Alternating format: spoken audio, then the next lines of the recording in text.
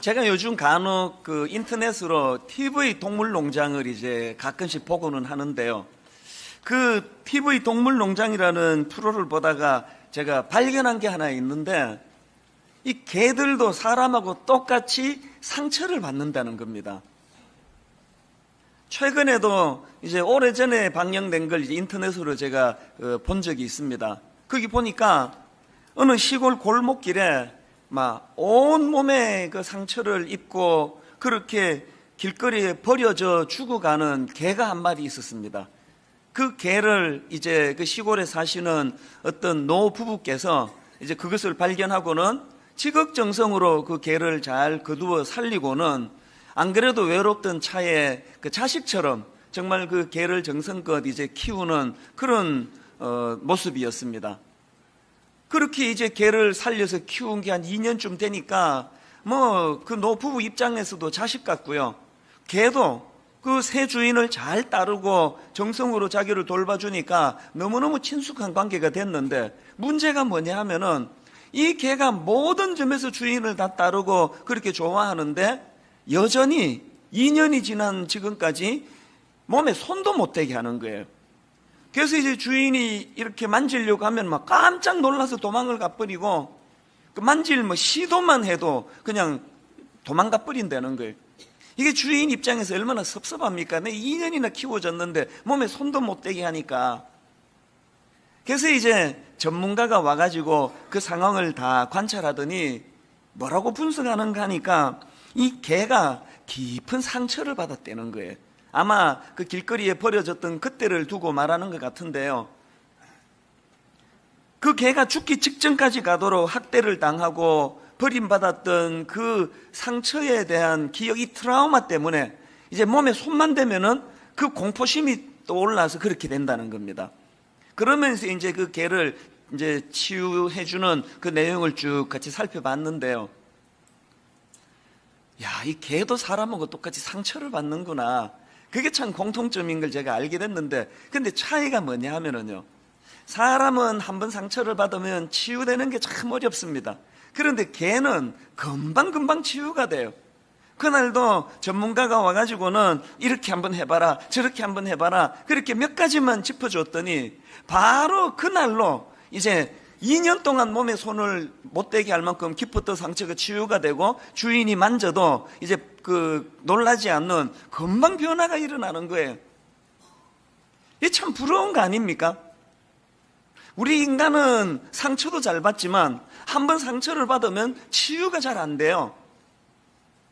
제가 오늘 이 본문 말씀을 묵상하다가 불쑥 그 TV 동물농장에 나오던 그 개가 떠올랐던 건 뭐냐 하니까요, 이처럼 인간은 상처도 잘 받지만 받은 상처가 치유가 잘 안 되는 아픔이 있는데, 거기다가 또 인간이 이렇게 약해서 그런지는 몰라도요, 누가 자기 잘못을 지적하면은 그걸 잘 수용하지 않습니다.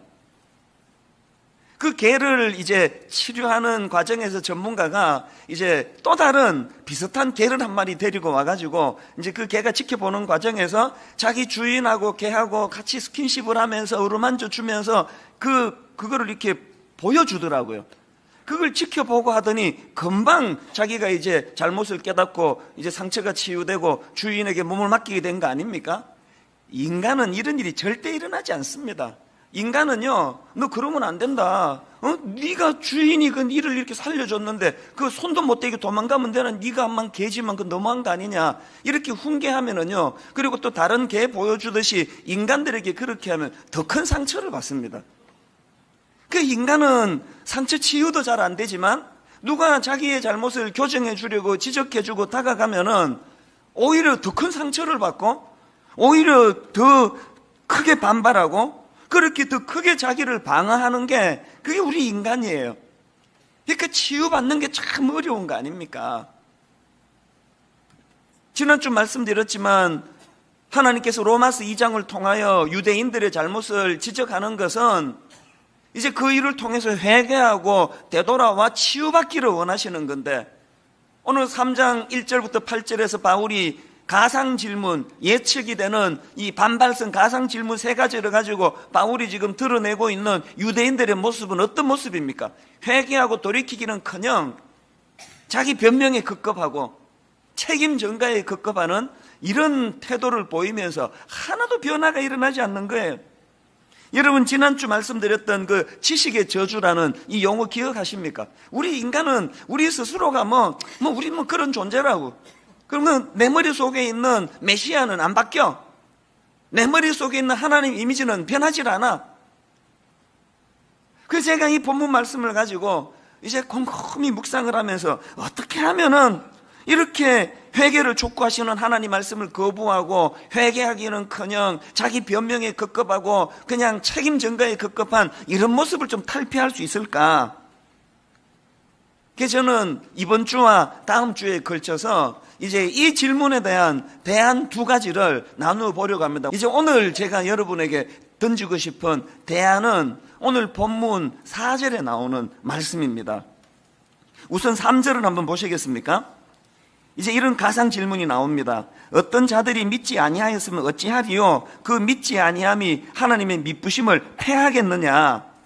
그랬더니 바울이 4절에서 이렇게 대답합니다. 그럴 수 없느니라. 사람은 다 거짓되되 오직 하나님은 참되시다 할지어다.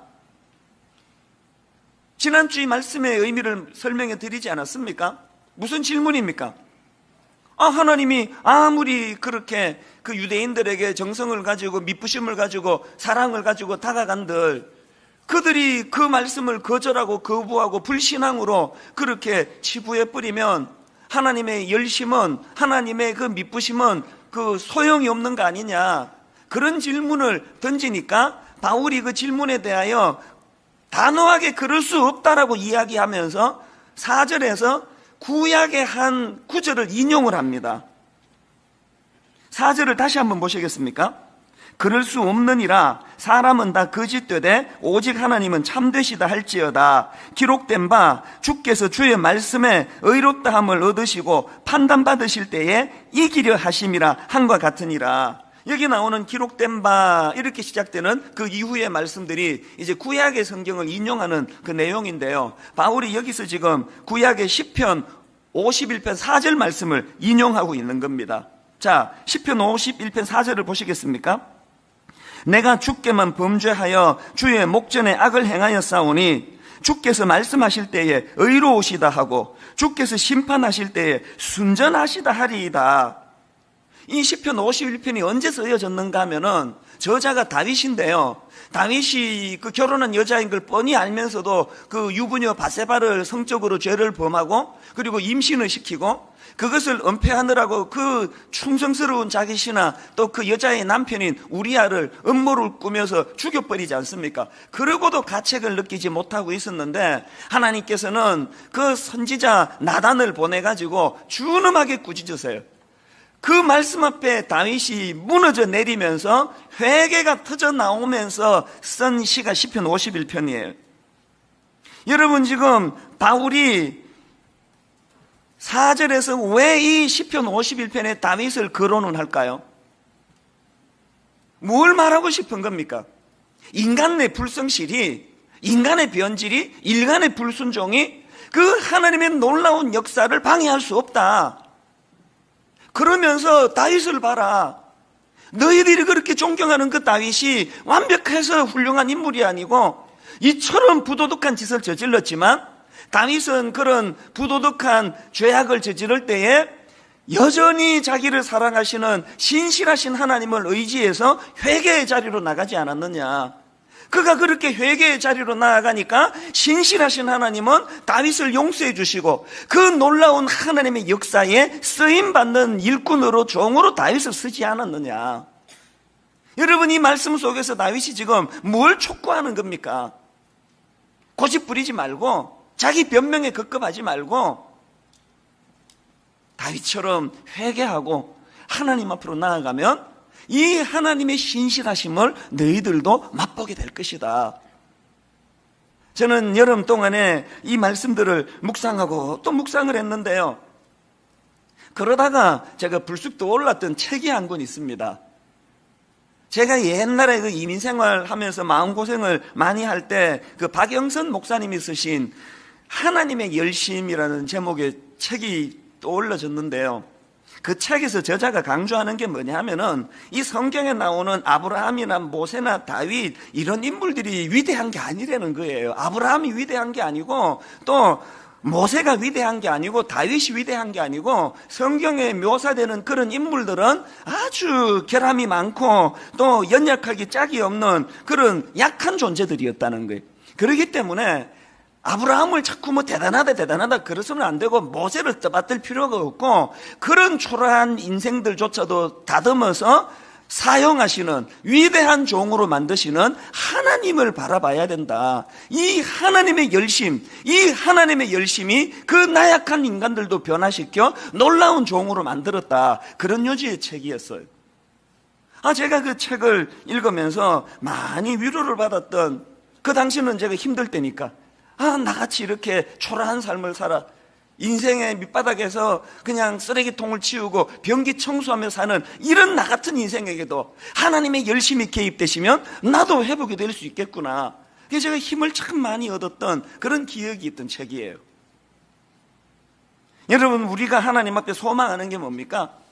우리에게도 로마서 2장에서와 같은 준엄하신 하나님의 말씀이, 혹은 구약의 다윗이 범죄했을 때 신실하신 하나님께서 선지자 나단을 보내서 회개를 촉구하실 때 변명이나 하고 있지 말고 그럴 수밖에 없었다는 둥,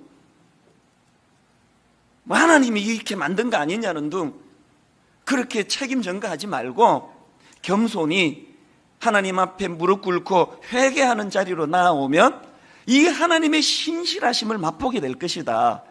저는 오늘 이 설교 말씀을 통해서 여러분들이 이 놀라운 진리의 말씀을 깨달아서 용기를 얻고 힘을 내는 그런 여러분 되시기를 바랍니다.